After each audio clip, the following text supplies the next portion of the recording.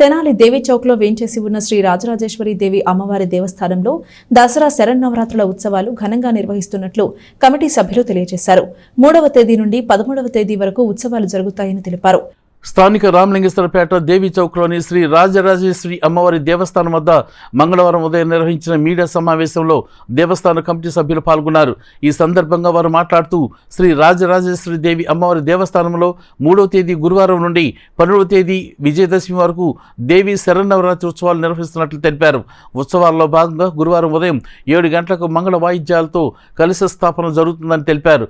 మొదటి రోజు అమ్మవారు శ్రీ రాజరాజేశ్వరి దేవి అలంకారంలో భక్తులకు దర్శనమిస్తారని, ప్రతిరోజు వివిధ అలంకారంలో అమ్మవారు దర్శనమివ్వనున్నట్లు చెప్పారు. ఈ నవరాత్రుల్లో ప్రతిరోజు ఉదయం 7 గంటలకు బాలపూజ, మధ్యాహ్నం 1 గంటకు శ్రీచక్రార్చన, రాత్రి 7 గంటలకు అమృత ప్రసాద వినియోగం జరుగుతుందని వారు తెలియజేశారు. 13వ తారీఖు ఉదయం సత్యనారాయణ స్వామివారి వ్రతం అనంతరం 11 గంటలకి అన్నప్రసాద వితరణ జరుగుతుందని వారు తెలియజేశారు. భక్తులందరూ శ్రీ రాజరాజేశ్వరి దేవి అమ్మవారి దేవస్థానంకు ఇచ్చేసి ప్రతిరోజు అమ్మవారిని దర్శనం చేసుకుని తీర్థ ప్రసాదాలు స్వీకరించి అమ్మవారి కృపకు పాత్రలు కావాల్సిందిగా కోరారు.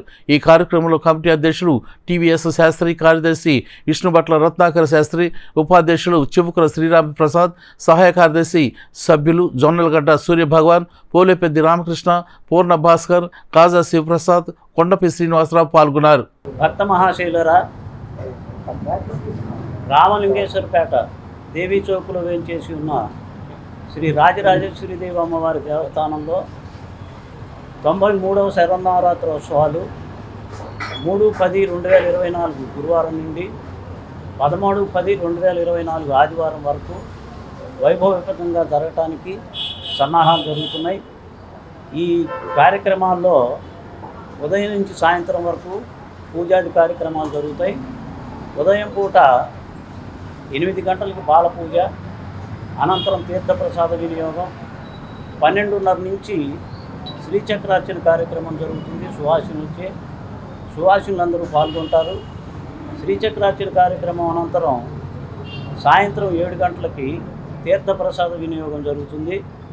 అనంతరం సాంస్కృతిక కార్యక్రమాలు ఉంటాయి ప్రతిరోజు. ఈ కార్యక్రమంలో 3వ తారీఖు ఉదయం కలశ స్థాపన కార్యక్రమం ఉంటుంది 7 గంటలకి. ఈ కలశ స్థాపన కార్యక్రమంలో మీరందరూ పాల్గొనండి. కలశ స్థాపన అనంతరం ఇందాక అనుకున్నటువంటి బాలపూజ, శ్రీచక్రార్చన, తీర్థప్రసాద వినియోగం, సాయంత్రం పూట సాంస్కృతిక కార్యక్రమాలు వైభవేతంగా జరుగుతాయి.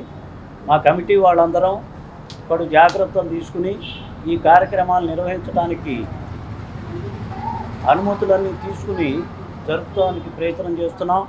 12వ తారీఖు వరకు విజయదశమి రోజున 4ంటికి కలశోద్వాసన ఉంటుంది. అనంతరం సెమీ పూజ, తదనంతరం నగర సంచారం ఉంటుంది అమ్మవారికి. ఈ కార్యక్రమంలో కూడా భక్తులు అంత సంఖ్యలో పాల్గొనండి. తర్వాత 13వ తేదీ ఆదివారం ఉదయం 8 గంటలకి రమాసహిత సత్యనారాయణ స్వామి వారి వ్రతం జరుగుతుంది. అది అయిపోయిన తర్వాత 11 గంటలకి అన్నప్రసాద వితరణ, అన్నదానం జరుగుతుంది. అమ్మగారి ప్రసాదాన్ని కూడా స్వీకరించండి. దానికి కూడా తగు రూపేణ మీ సహాయ సహకారాలు అందించండి. ఇది కార్యక్రమం. ఈ కార్యక్రమంలో భక్తులందరూ పాల్గొని మాకు మీ సహాయ సహకారాలు అందిస్తారని, కార్యక్రమం నిర్విఘ్నంగా కొనసాగటానికి